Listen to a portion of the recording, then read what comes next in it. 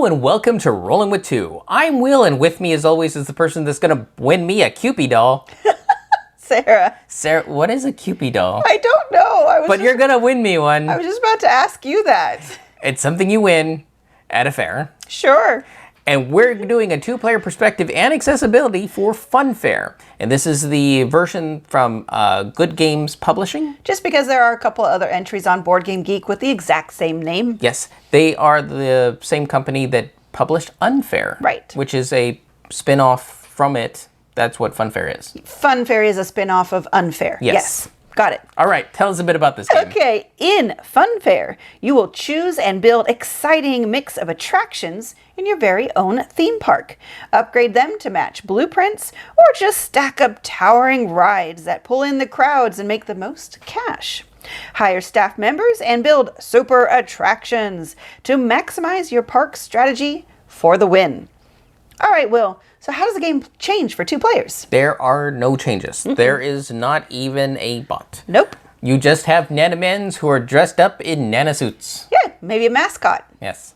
All right. Issues at a two-player count, we honestly couldn't find any.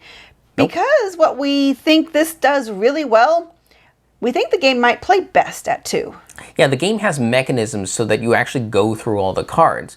And we're thinking that if you play at higher player counts, the cards that you want might actually get tighter and harder to come by.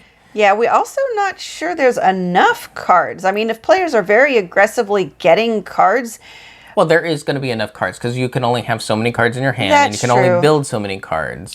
But the chances of getting the exact card types that you need for the blueprints, I think will be harder at higher player counts. There's just more openness in the choices that you can make at two players, where four is probably going to be a little tight, if not maybe a little frustrating. Yes.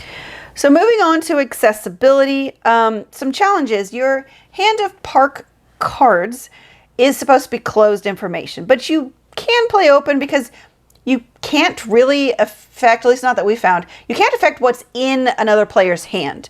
Now you can take a card in the row before them, so in case you might see something.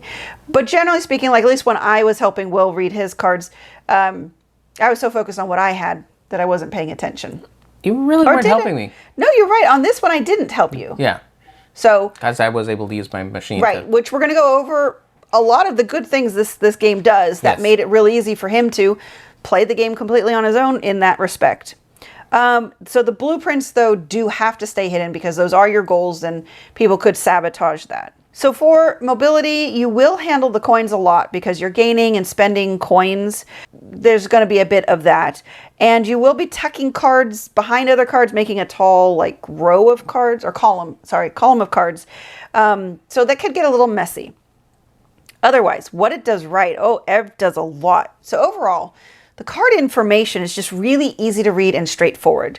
The icons are all black and white. There's even a shape around each icon to indicate the type, whether it's a ride or it's multi-coded. Yeah, it's multi-coded along with having the icon that tells you what it is. And if you can't tell the icon, it has words. Yes. Every single icon is backed up with text just to the right of it under the name of the card.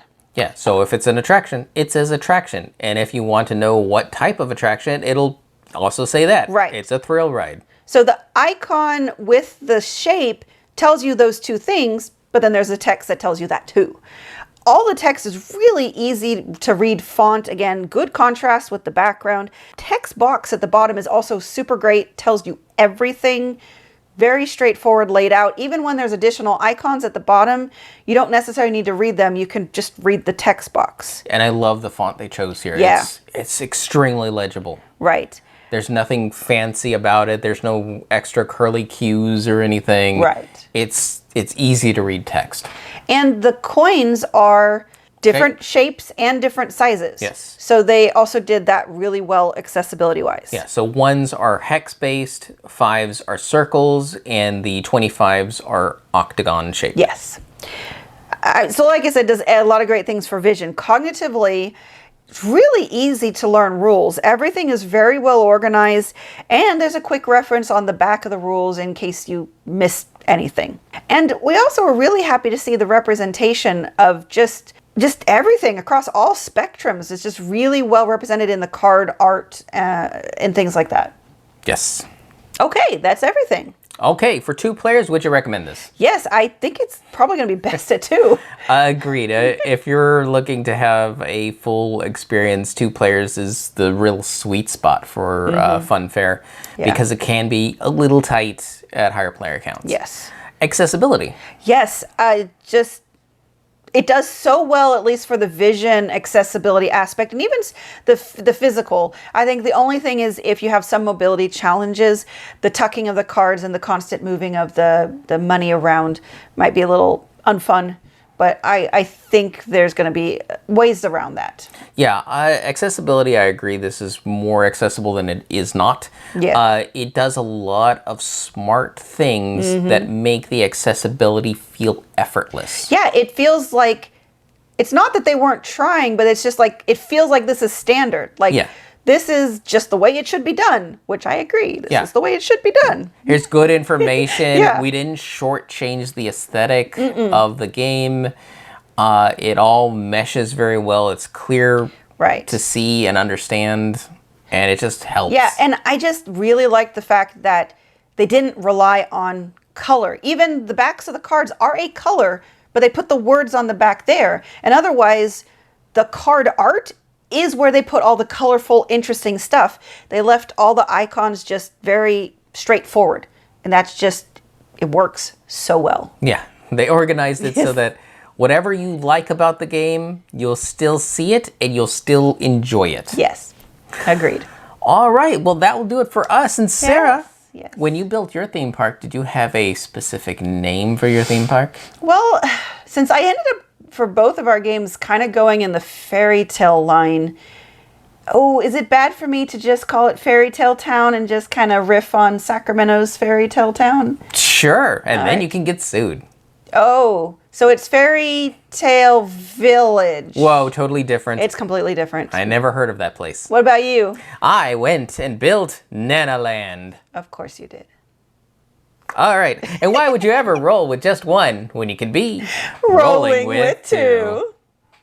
And remember, if you have any questions, comments, or concerns, you can reach out to us on the various social media platforms at Rolling with 2. That's TWO. We are on Twitter, Facebook, and Instagram. And on YouTube, please like and subscribe.